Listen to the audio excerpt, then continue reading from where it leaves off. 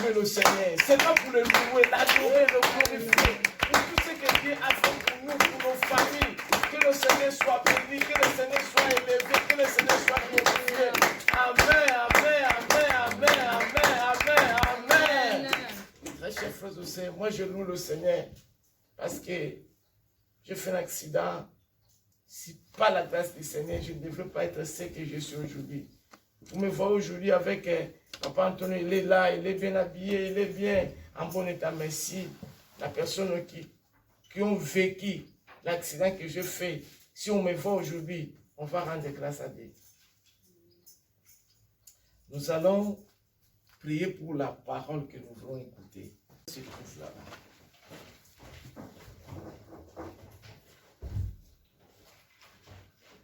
Je vais parler d'un sujet normal. Parce que c'était la semaine passée, je venais de l'église, je me suis rencontré avec trois personnes. Parce que j'ai l'habitude là, parfois quand je viens à l'église, en cours de route, si je vois quelqu'un, je sais de la parler de la parole de Dieu.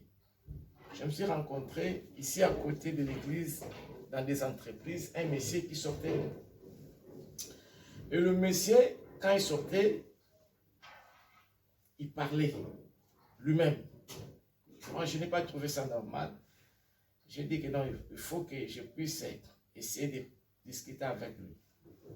J'ai commencé à discuter avec lui. Il dit tout ce qu'il est en train de traverser. Il dit que non, j'en ai marre. Je suis prêt de mourir parce que ça ne va pas. Il dit que mais je te vis dans l'histoire de l'entreprise. Tu es bien là. Devant toi, je vois la clé. Tu voulais déjà démarrer ta voiture. Tu fumes. Il dit, ce que je vis, si je te dis, c'est impossible. Je travaille, mais chaque mois, je suis dans les découvertes. Oh, avant cela, je me suis rencontré avec deux femmes en centre-ville quand je venais. Elles me disaient des choses horribles qui se passent dans leur vie. Alors j'ai dit au monsieur, nous avons un Dieu qui est favorable. Dieu est favorable à nous tous. Parce que nous sommes d'abord ses créatures. C'est lui qui nous a fait. Il est notre Père. Dieu est favorable à tout le monde. Mais à condition que toi aussi, tu fais un pas à lui. Oh, j'ai pris. D'abord, j'ai laissé même d'aller à l'église. Parce que j'ai prié. Ma vie ne change pas, la situation ne change pas. J'ai dit, mais tu pries comment? Ce qui est important d'abord, ta vie change. Si ta vie change, ça va influencer que Dieu puisse changer toute chose qui est en toi. Toute chose, parce que la Bible nous dit, rien n'est impossible à Dieu, rien. Et nous sommes ses enfants. Si Dieu n'a pas fermé les mains pour envoyer son Fils, pour venir nous sauver, et qu'est-ce qui manque pour nous donner tout ce que nous avons comme besoin? Rien n'est impossible à Dieu, rien. Alors nous avons essayé un peu d'échanger avec le monsieur. Le monsieur était convaincu de tout ce que je l'avais dit. Alors, j'ai vite compris que tous, nous avons des problèmes. Même moi, le pasteur, j'ai des problèmes qui m'inquiètent. J'ai des problèmes qui me tourmentent. Chacun de nous, vous pouvez dire que non, je suis en bonne santé, très bien. Mais parfois, tes enfants, parfois à la maison, il y a quelque chose qui cloche. Vous pouvez dire que non, tout va bien. Mais parfois dans ta famille, il y a quelque chose qui vous dérange. Alors ce matin, je voulais dire à quelqu'un qui est ici, si vous êtes là, c'est parce que Dieu a voulu que vous soyez bénis, vous soyez restaurés, vous soyez... Donc, tout ce que vous avez comme difficulté, ce matin, Dieu est capable. Rien d'impossible à Dieu. Rien. Dieu est favorable. Sois connecté à lui ce matin. Et Dieu va te faire du bien. Va te donner tout ce que tu as comme besoin. Alors, nous allons prendre nos Bibles. S'il vous plaît, peut-être.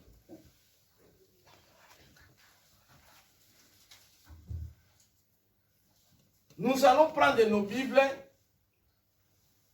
pour voir que Dieu est favorable. Ce matin, Dieu veut guérir quelqu'un qui est malade. Dieu veut bénir quelqu'un qui a des problèmes. Dieu veut assister chacun de nous. Comme il a assisté ce que nous allons lire ce matin, Dieu est capable de faire ça dans ta vie. Nous allons lire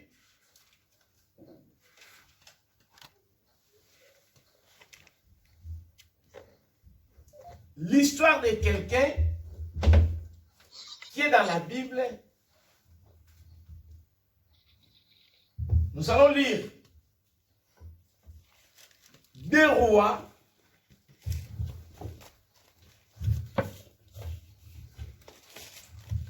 Deux Rois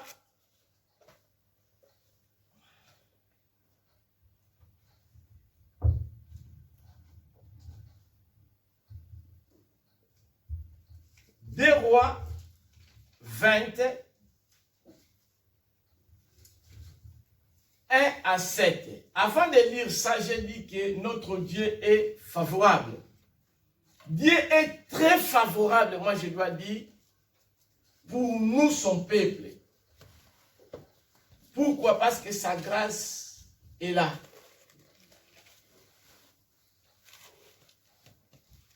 Dieu est favorable, pourquoi? Il est notre Père. C'est lui qui nous a créés. Il prend soin de nous en toutes choses. J'ai commencé à réfléchir. Le mot favorable vient du faveur. Alors, faveur, c'est un nom féminin. Je vais définir d'abord. Faveur, c'est une disposition à traiter quelqu'un avec bienveillance. C'est une disposition à traiter quelqu'un avec bienveillance. Faveur, c'est une disposition qu'on accorde son appui à quelqu'un de préférence. Donc moi, j'accorde un appui à quelqu'un que je préfère, exemple, Ethan. Faveur, c'est une considération au profit ou au bénéfice de quelqu'un. C'est l'avantage qu'on attire de préférence à quelqu'un. Alors, le mot favorable, c'est, disons, propice en français. Ce qui est animé d'une disposition à l'égard de quelqu'un. Ça, c'est favorable. Donc, j'aime Ethan, j'ai une disposition à l'égard d'Ethan par rapport à quelque chose. Donc, ce qui est préférable, ce que je trouve d'une manière exceptionnelle. Donc, voilà ce qui est favorable. Donc, nous sommes précieux et exceptionnels aux yeux de Dieu. Comme je dis, parce qu'il est notre Père, c'est lui qui nous a créés.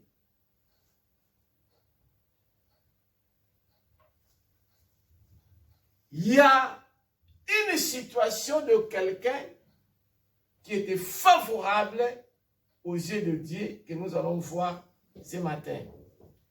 Alors, l'histoire que je dois prêcher se trouve dans 2 Rois 20 de 1 à 7 et dans la Bible aussi se trouve dans Ésaïe 38, 1 à 8. Maman Passy va nous aider à lire ce verset. Ici, on nous parle le roi Ézéchias qui était tombé malade et Dieu lui a guéri. Dieu était favorable au roi Ézéchias par rapport à sa maladie. Mais, nous allons voir qu'est-ce qui s'est passé. Parce que le roi était malade. Ce n'est pas n'importe maladie que maux de tête, non. Maux de ventre, non. C'était une maladie qui était très difficile, qui le tourmentait. Et le Seigneur l'a guéri. Nous allons lire notre texte. 2 Rois chapitre 20, versets 1 à 7, je le nom de Jésus. En ces temps-là, Ézéchias fut malade à la mort. Ézéchias était atteint d'une maladie qui l'entraînait à la mort. Et le prophète Ésaïe, fils d'Amon, vint auprès de lui et lui dit, ainsi parle l'Éternel, donne tes ordres à ta maison, car tu vas mourir et tu ne vivras plus. Ézéchias... Je m'arrête, maman, passez lentement, vous allez continuer. Ici, on nous parle, Ézéchias était malade, très malade. Et cette maladie, ça devait lui entraîner à la mort. Il était très malade. Très malade. Et qu'est-ce qui s'est passé? Le Seigneur donnait l'ordre. Il met l'ordre. Le Seigneur organise dans sa royauté l'ordre. Et puis il donne l'ordre au prophète.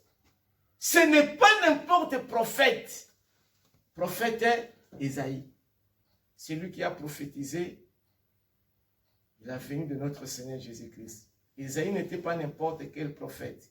Et l'ordre était venu de qui? De Dieu. Continuez ma sœur. Ézéchias tourna son visage contre le mur et fit cette prière à l'Éternel. Voilà. Dieu donne l'ordre à son prophète et le prophète, il vient informer le roi Ézéchias que ce n'est pas moi qui ai inventé ça. Et ce n'est pas mes paroles propres, mais c'est l'ordre qui vient de Dieu. Que tu dois mourir.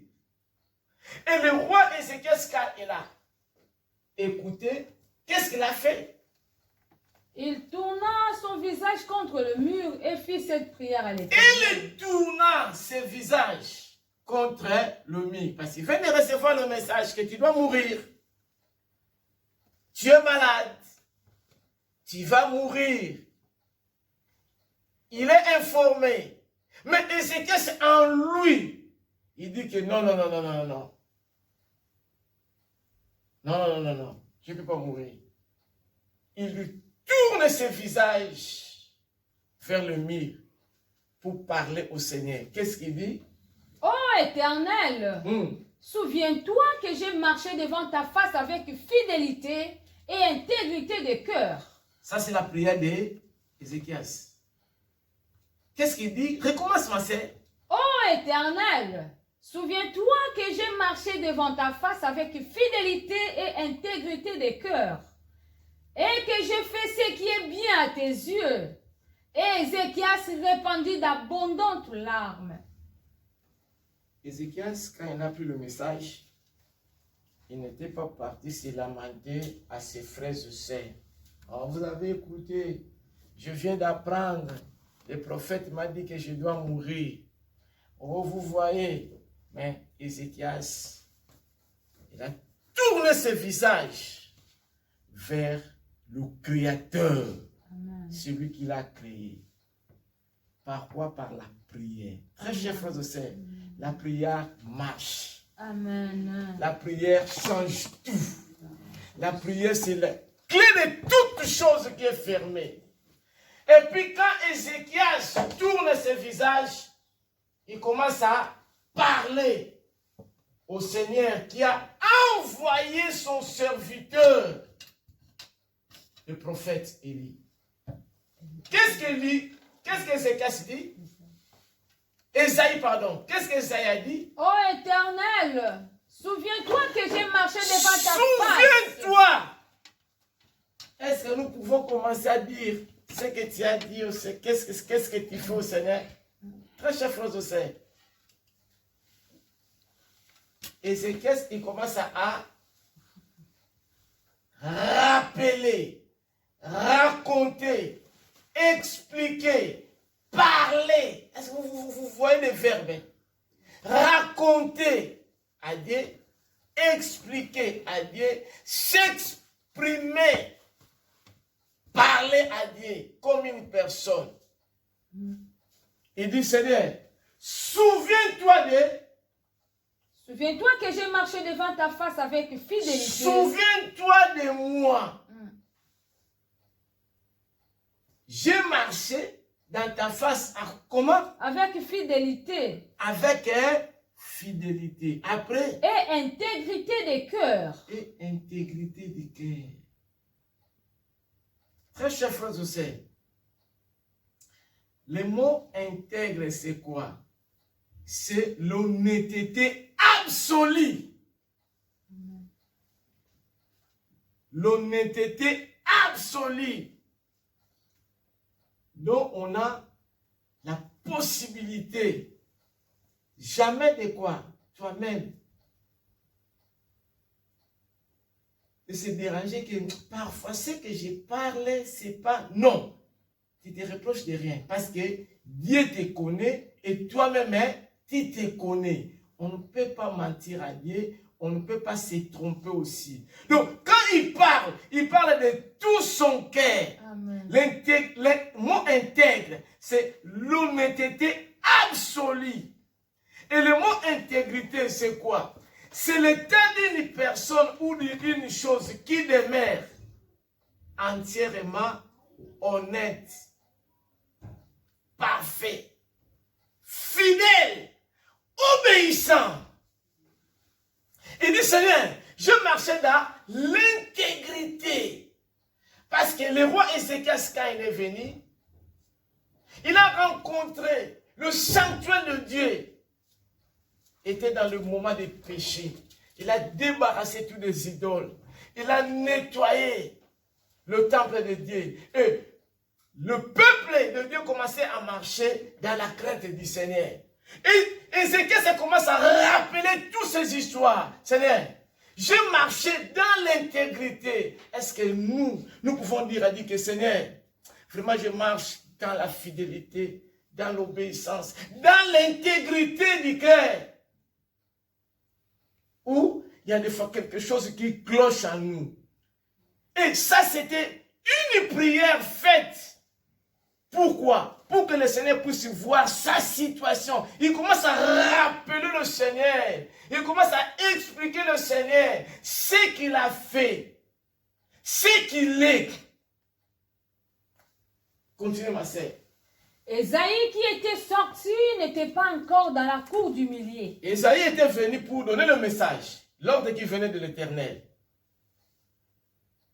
Ésaïe n'était pas, comme je dis, ce n'est pas n'importe quel prophète. Hein? Le prophète qui a annoncé la venue du Seigneur. Ésaïe avait le message de l'Éternel. Il la porte chez Ézéchias. Mais Ésaïe n'était pas encore sorti à la cour. Qu'est-ce qui s'est passé? Lorsque la parole de l'Éternel fut adressée en ces termes. Et le Seigneur lui reparle encore. Que retourne. Autre message encore. Qu'est-ce qu'il dit? Retourne et dis à Ézéchias, chef de mon peuple. Ainsi parle l'Éternel, le Dieu de David, ton père. J'ai entendu ta prière, je vis tes larmes. Alléluia. Voici, je te guérirai. Alléluia. Le troisième jour, tu monteras à la maison de l'Éternel. Alléluia. J'ajouterai à tes jours 15 années. Alléluia. Je te délivrerai. Alléluia. Toi et cette ville. Alléluia. De la main du roi d'Assyrie. Alléluia. Je protégerai cette ville. à cause de moi et à cause de David, mon serviteur. Alléluia. Alléluia. Esaïe dit, Hein? prenez une masse de figues. Hein? On l'a pris et on l'appliqua sur Luxer et Ézéchias guérit. Amen. Amen. Très chers frères et sœurs, rien n'est impossible à Dieu. Amen. C'est ce matin, si vous êtes là, c'est parce que le Seigneur veut te guérir. Je ne sais pas quelle maladie qui te tourmente. Je ne sais pas quelle situation qui te dérange. Je ne sais pas où, dans quel niveau où tu te retrouves. Mais le Dieu qui a changé la situation d'Ézéchias, le Dieu qui a annoncé la mort, le Dieu qui a annoncé qu'il devrait mourir, il a guéri et il a augmenté encore 15 ans de plus. Ce Dieu-là est capable. Rien n'est impossible à lui. La Bible nous dit, quand un malheureux crie, l'Éternel fait quoi? Entend. Et puis il le descend. Ce matin, le Seigneur qui a fait quelque chose, qui a changé la vie d'Ézéchias, qui a guéri Ézéchias, et il lui a augmenté 15 ans de plus dans sa vie.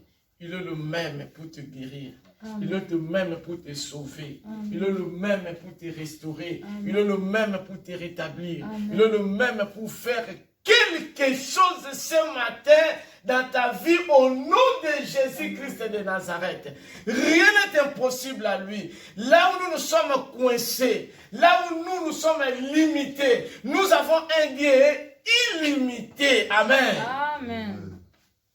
La Bible nous dit dans Psaume 103, versets 1 à 2,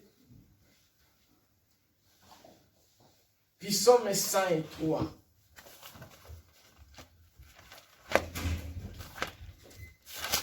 Psaume chapitre 103, verset 1 à 2, je lis au nom de Jésus. Mon âme bénit l'Éternel, que tout ce qui est à moi bénisse son Saint-Nom. Mon âme bénit l'Éternel et n'oublie aucun de ses bienfaits. C'est lui qui pardonne toutes tes iniquités. Quels que soient tes péchés, quelles que soient tes difficultés, le péché d'abord. Mais le Seigneur, il pardonne tout le péché.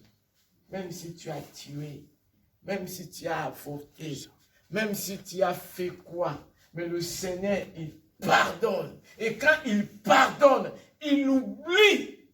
Ézéchias, je ne sais pas s'il avait commis quelque chose pour qu'il puisse être malade. Je ne sais pas. La Bible ne m'a pas précisé. Mais Ézéchias était malade. Le Seigneur, il dit d'abord, il pardonne. Amen. Pourquoi il pardonne? Parce que la Bible nous dit, la prière d'un homme juste a une grande efficacité. Parce que Dieu, il est saint. Il écoute quelqu'un qui est d'abord un saint. Il a pardonné.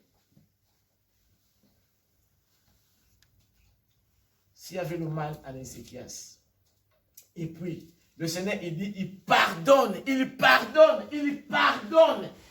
C'est lui qui pardonne toutes nos iniquités. Et puis, il fait quoi? Qui guérit toutes tes maladies. Toutes les maladies. Rien n'est impossible. Amen.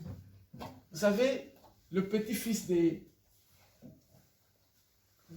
Christine, il avait le cancer. On priait pour Aaron. Il y a des fois, quand Christine me disait que non, les cheveux. Il y a des fois, quand on arrivait chez Christine, on était avec Aaron une fois, je voyais me mettre à la place de Christine. Mais Dieu a guéri Aaron avec le cancer. Ce n'est pas un Dieu seulement des maux de tête. Ce n'est pas un Dieu seulement des maux de ventre. Mais il guérit toutes. La Bible dit, il guérit toutes les maladies. Donc, il y a les sida, il y a les cancers, il y a tout. Toutes sortes de maladie, il guérit. Parce que rien n'est impossible à lui. Amen. C'est lui qui fait quoi? Il délivre. Continue ma sœur. C'est lui qui délivre ta vie de la fosse. Il délivre ta vie. Là où tu es coincé, ce matin, le Seigneur est là pour te délivrer. Le Seigneur est là pour te restaurer. Le Seigneur est là pour te rétablir. Comme je dis à ce messieurs, il m'a dit, je fais 3 ans, chaque mois, toujours dans les découvertes de 500, 600 €. Mais je travaille comme si je ne travaille pas. Je travaille, mais rien ne marche. Je dis, Dieu est capable de te délivrer, de te faire sortir dans cette situation. Amen. Mais si tu le crois, au nom de Jésus de Nazareth, rien n'est impossible à Dieu. Il délivre de la fosse. Là où parfois tu étais enterré, Dieu est capable de te ressusciter comme il a ressuscité Lazare. Après 4 jours, il le sentait, mais le Seigneur Jésus l'a ressuscité. Il est là pour rétablir la vie de quelqu'un ce matin, pour restaurer quelqu'un, pour transformer toute chose qui était détruite. Rien n'est impossible à lui. Continuez ma sœur. Qui te couronne de bonté et de miséricorde. Il est là pour te couronner. Ce matin, le Seigneur est là pour te couronner. Parce que tu n'es pas n'importe qui. Tu es précieux, tu es précieuse. Ce matin, le Seigneur est là pour te couronner. C'est lui qui rassasie de bien ta vieillesse. Le Seigneur est là pour te rassasier. Là où nous sommes enfamés. Là où les choses ne marchent pas. Ce n'est pas pour te donner seulement, mais pour te combler et rassasier jusqu'à ta vieillesse. Continue ma sœur. Qui te fait rajeunir comme l'aigle. Le Seigneur, il veut le rajeunir.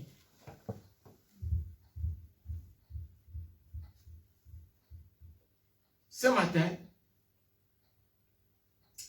le Seigneur veut qu'on puisse tourner nos regards vers le mur pour lui en parler, comme Ézéchias a fait.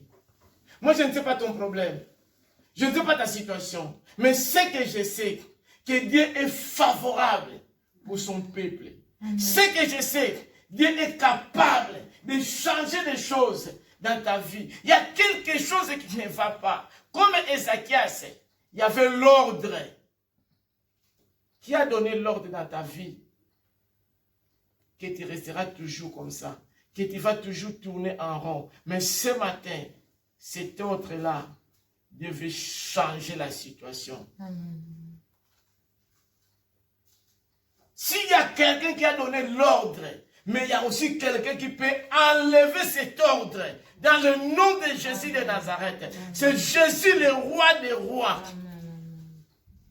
Il est au-dessus. Ça, c'est l'ordre divin. C'est l'ordre qui vient du ciel. L'ordre divin. Il vit dans Philippiens 4. Allons lire Philippiens 4. Il est le Tout-Puissant. Philippiens 4, s'il vous plaît. Nous allons lire 6 à 7. Philippiens chapitre 4, versets 6 à 7, je lis au nom de Jésus. Ne vous inquiétez de rien, mais en toute chose, faites connaître vos besoins à Dieu par des prières de supplication avec des actions de grâce. Et la paix de Dieu qui surpasse toute intelligence gardera vos cœurs et vos pensées en Jésus-Christ. Ne soyez pas inquiets. La Bible dit, ne vous inquiétez de rien, mais en toute chose, faites connaître vos besoins à Dieu. Par de quoi? Des prières. Ne vous inquiétez de rien. Amen. Ne soyez pas si inquiets. Très chers frères et sœurs, ne soyez pas si inquiets pour ta vie. Mon frère, ne soyez pas si inquiet de ta vie. en toute chose que vous avez comme difficulté, comme souci, comme problème, comme maladie, faites connaître quoi? Vos besoins à Dieu. Par des prières, comme Ézéchiel ça fait. Amen. Parce que la prière, c'est parler avec Dieu. La prière, c'est amener nos problèmes à Dieu. C'est présenter nos problèmes à Dieu. Parce que c'est lui qui a la clé de toutes choses. Amen. La Bible nous dit, mais en toutes choses, sans exception, Amen. de faire quoi? De faire connaître nos besoins à Dieu. Dieu veut qu'on puisse qu'on lui fait faire connaître nos problèmes. Je ne sais pas ta situation, je ne sais pas tes difficultés, je ne sais pas tes problèmes, mais Dieu veut dans tous nos problèmes, ce n'est pas que non, toi-même tu cherches des solutions dans le plan A, et si tu n'arrives pas, tu amènes le plan B à Dieu, non. Amen. Quand ça commence, comme Ézéchiel, on informe l'information directement, il dit que non, j'amène ça à Dieu. Il n'était pas parti d'abord chercher le marabout, chercher des magiciens, après ça ne tient pas et il vient à Dieu. Non, quand on lui informe la situation directement, il vient à la recherche de l'Éternel. Parce qu'il sait que c'est lui qui a créé le ciel et la terre.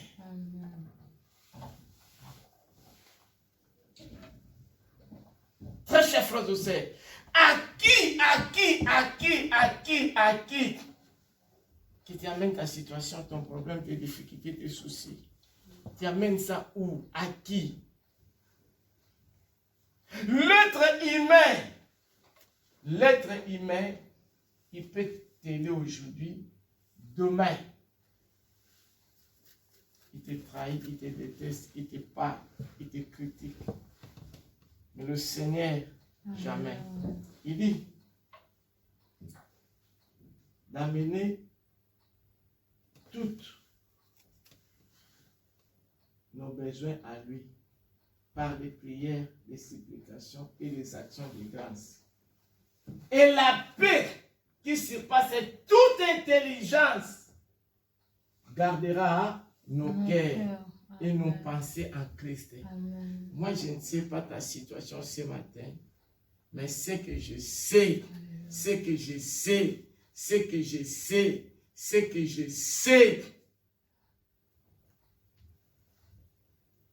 comme Ézéchiel, que jamais tu ne mourras comme ça. Tu verras la gloire de Dieu parce que tu es son fils.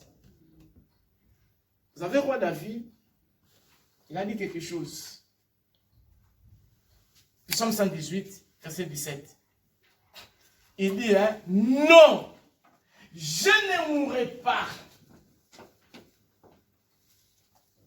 Je vivrai des exploits du Seigneur. Tu ne mourras pas, ma sœur. Quelle que soit ta situation, quels que soient tes problèmes, quelles que soient tes difficultés, non. Le Seigneur va te guérir et il augmentera aussi le nombre des années comme il a fait avec Ézéchiel. Amen. Nous allons lire. Psaume chapitre 118, verset 17, j'ai lu au nom de Jésus. Je ne mourrai pas, je vivrai et je raconterai les œuvres de l'Éternel. Ce matin, le Seigneur veut que tu puisses expliquer, raconter ses œuvres dans ta vie. Il était poursuivi par ses ennemis, le roi David. Mais il dit, non, non, non, je ne mourrai pas. Mais je vivrai ce matin. Quelle que soit la maladie qui te dérange, quelle que soit la situation qui te dérange, quelle que soit la situation qui te tourmente, quel que soit le problème que tu as dans ta famille, tu ne mourras pas. Tu vivras. Et tu vas vivre les exploits du Seigneur. tu vas raconter les œuvres de l'Éternel dans ta vie, dans ta bouche, dans ta famille. On verra que non, non, non. Il prie un Dieu vivant et un Dieu réel qui agit. Notre Dieu agit. Voilà, David il dit, hein, non, je ne mourrai jamais. Très chers frères et sœurs, même si les gens disent que non, c'est fini, ce sont les gens. Dieu, il veut changer ta situation ce matin. Amen. Il veut restaurer ta situation ce matin. Amen. Il veut rétablir ta situation ce matin. L'ordre était venu, mis à la table. Le roi Esaïe a amené l'ordre. Mais c'est le même Dieu qui a changé encore la situation. Amen. Il dit, tu vas être guéri. Et je te donne encore 15 ans de plus. Ce matin, le Seigneur ne voit pas ce que tu es. Mais le Seigneur, il voit Jésus en toi. Ce que Jésus a fait sur la croix, c'était pour nous sauver, mon frère. Quand Dieu voit directement, oh Farid, il voit directement Jésus. Ah, il donne la solution pour ton problème. Amen. Dieu voit Jésus. Parce qu'il voit ce que Jésus a fait. Comment il était humilié, maltraité, dérangé, pour que toi, tu puisses être sauvé. Et quand Dieu voit, mon Guilherme est tenté de souffrir, il voit directement Jésus. Il dit non, non, non, non, non, non, non, non. Ce que Jésus a souffert, c'était pour mon frère, c'était pour mon frère, c'était pour mon fils, c'était pour ma fille. Nous avons lu ça le jeudi. Et dans la prière, mais Lévitique 26, nous avons lu ça. Dieu a fait une alliance parce que nous sommes son peuple, nous sommes son héritage.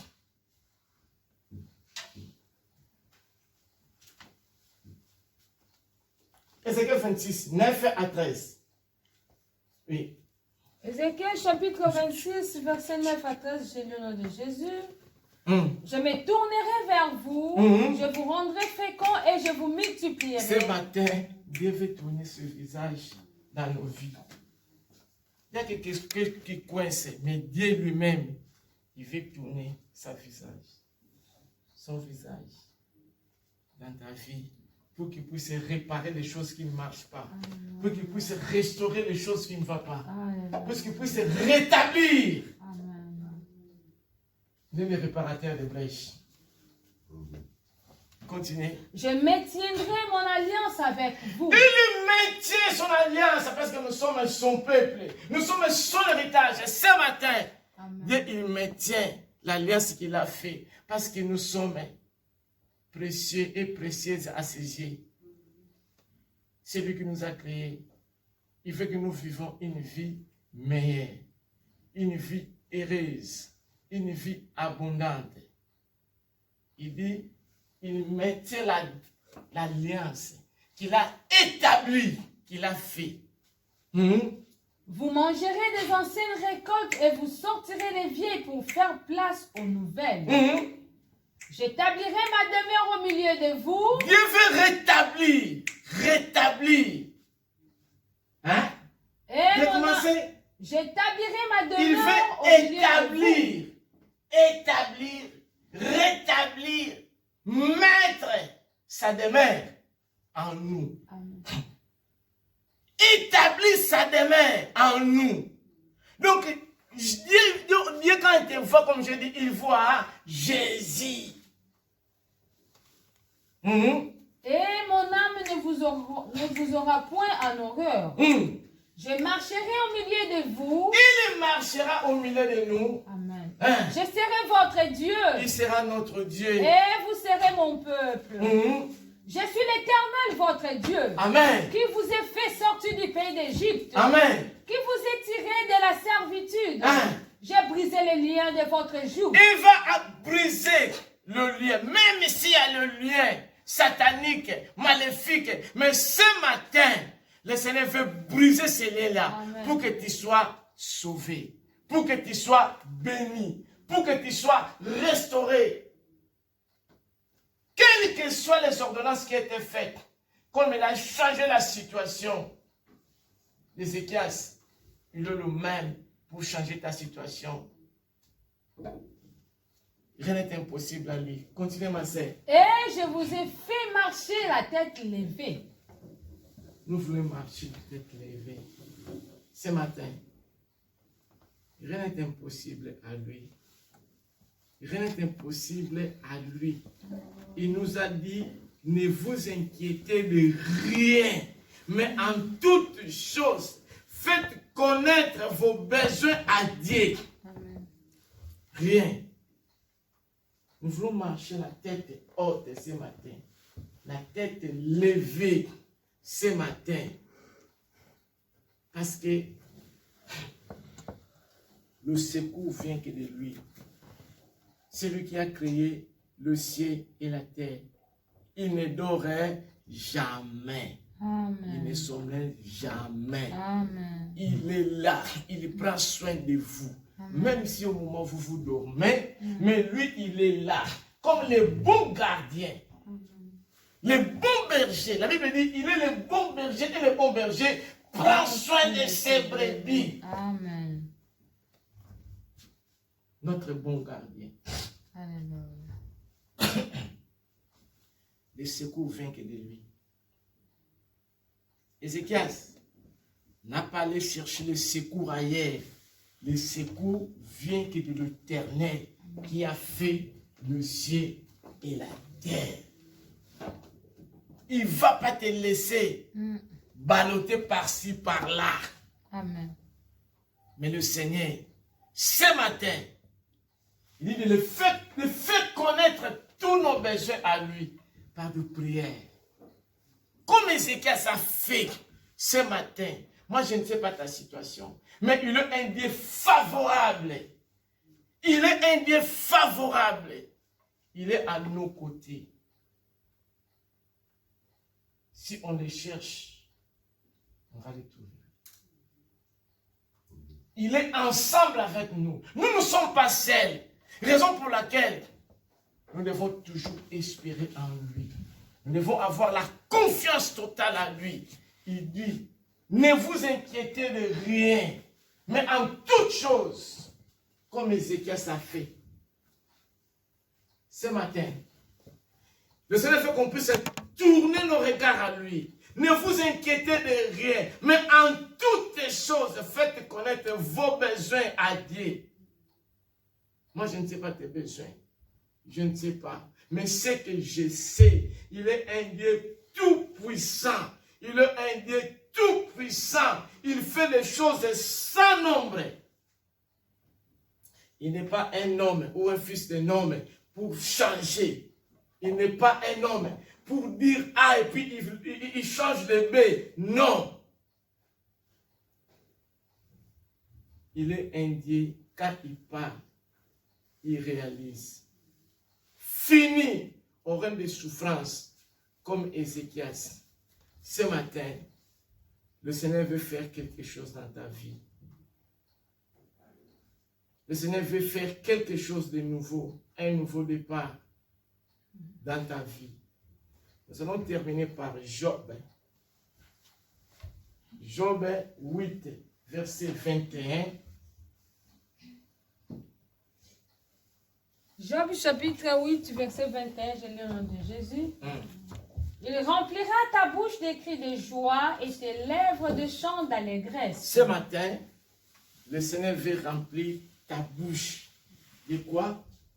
Des cris de joie et tes lèvres de chants d'allégresse. Amen. Même si tu avais sémé Alléluia. en pleurant, avec des difficultés, mais ce matin, le Seigneur veut que tu puisses récolter avec des cris de joie.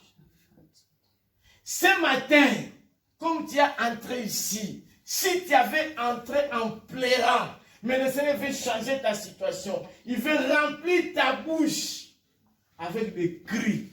Ce n'est pas les cris de malheur, ce n'est pas les cris de pleurs, mais les cris d'allégresse, les cris de joie. Je ne sais pas ta situation, mais la situation d'Ézéchias était changée en un clin d'œil. L'ordre vient et l'ordre ça change. Même si les gens là, je ne sais pas de quel pays, nous de la France, on a signé un ordre pour toi. Mais ce matin, il y a un Dieu tout-puissant, l'ordre qui va venir du ciel pour changer ta vie.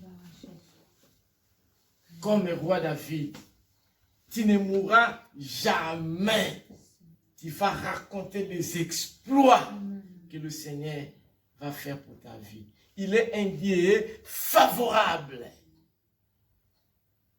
tout puissant. Rien n'est impossible à lui. Il est un Dieu réel qui agit au-delà de nos pensées, au-delà de nos entendements.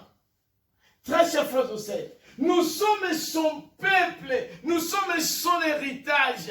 Je ne sais pas si vous comprenez ce que vous êtes. Il n'est pas un homme pour changer, ou un fils de l'homme, quand il parle A, il change à B. Non, c'est écrit dans Nombre 23, verset 19. Dieu n'est pas un homme pour changer. Non, non, non, non, non. Il n'est pas un fils de l'homme. Il est un Dieu tout puissant. Il fait des choses sans nombre. Nombre chapitre 23, verset 19 à 20, j'ai lu au nom de Jésus. Dieu n'est point un homme pour mentir. Dieu n'est pas un homme pour mentir. Ni fils d'un homme pour se repentir. Ce qu'il a dit, le fera-t-il pas? Ce qu'il a dit, fera-t-il pas? Vous Ce savez qu'il pourquoi? a déclaré, ne l'exécutera-t-il pas? Oui. Vous savez pourquoi? Parce que nous sommes son peuple. Nous sommes son héritage. Amen. Et puis il a juré. Amen. C'est écrit dans Ésaïe 14, verset 24. Il a juré. Il a fait un décret. Il a signé. Nous sommes son peuple. Nous sommes son héritage. Il a fait un serment. Nous sommes son peuple. Nous sommes son héritage. Il n'est pas un homme pour dire A et puis il change B. Non. Amen.